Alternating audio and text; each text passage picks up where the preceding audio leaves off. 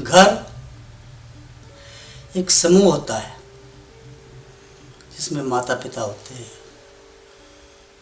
पुत्र पुत्रियां होती हैं, बच्चे होते हैं, बहुएं होती हैं, सगे संबंधियों का आना जाना लगा रहता है। अच्छा घर होगा, अच्छा परिवार होगा, सब लोग संपन्न होंगे। लेकिन घर के अंदर एक स्त्री भी अगर कुटिल स्वभाव की होगी, वो घर कभी संपन्न नहीं हो सकता। जिस घर की स्त्री अपने लालच के कारण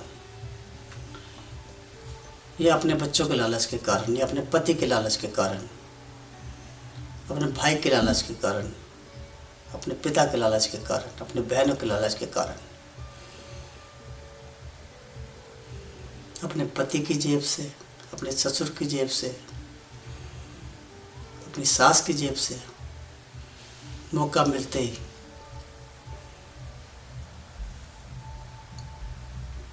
चोरी करेगी, झूठ बोलेगी, बात बात पे अहंकार दिखाएगी, वो घर कभी संपन्न नहीं हो सकता। जो स्त्री सच्चे भाव से, सच्चे हृदय से अपने घर से प्रेम करती है,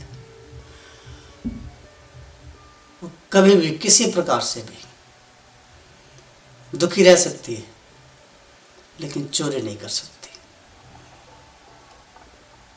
कुछ मांगना है, मांग लो, ससुर से मांग लो, सास से मांग लो, पति से मांग लो, बच्चों से मांग लो, बेटों से मांग लो, भाई से मांग लो, पिता से मांग लो।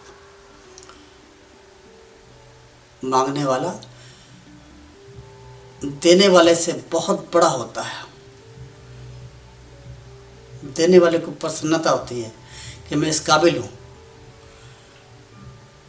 कि मुझसे मेरी बेटी ने, मेरी बहू ने, मेरी पत्नी ने, मेरी प्रेमिका ने मेरे से कुछ मांगा है।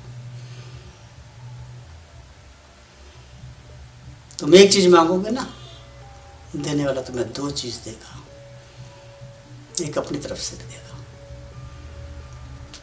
लेकिन तुम चोरी करोगे, अपनी नजरों में तुम गिरोगे ही, तुम क्योंकि तुमने चोरी करी। उसकी नजर में भी गिरोगे जिसकी तुमने चोरी करी। और सबसे बड़ा गुनाह तुमने ईश्वर की नजर में किया कि जो तुम्हारे सगे संबंधी, तुम्हारा पति, तुम्हारा मित्र, तुम्हारा प्रेमी तुम्हें सहर्ष देने के लिए तैयार है, तुम उसके साथ ही वो हरकत कर रहे हो जिसके तुम खुद गुनाहगार बनने जा रहे हो।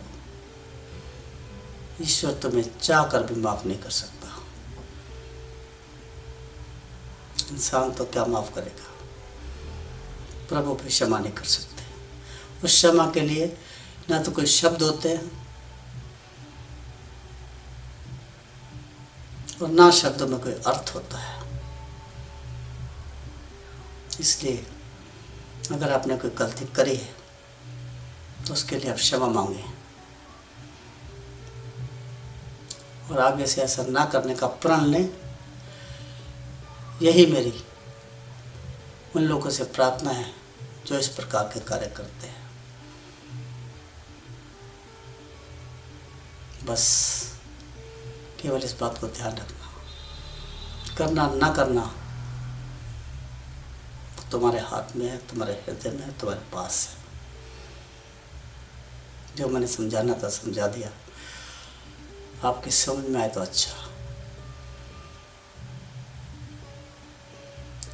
नहीं तो ईश्वर सब देख ही रहा है।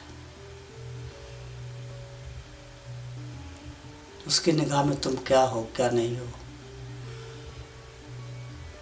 वो तुम्हें स्वयं भोगना है, तुम स्वयं भोगोगे। याद रखना इस बात को, हमेशा याद रखना। आज केवल इतना ही, शेष फिर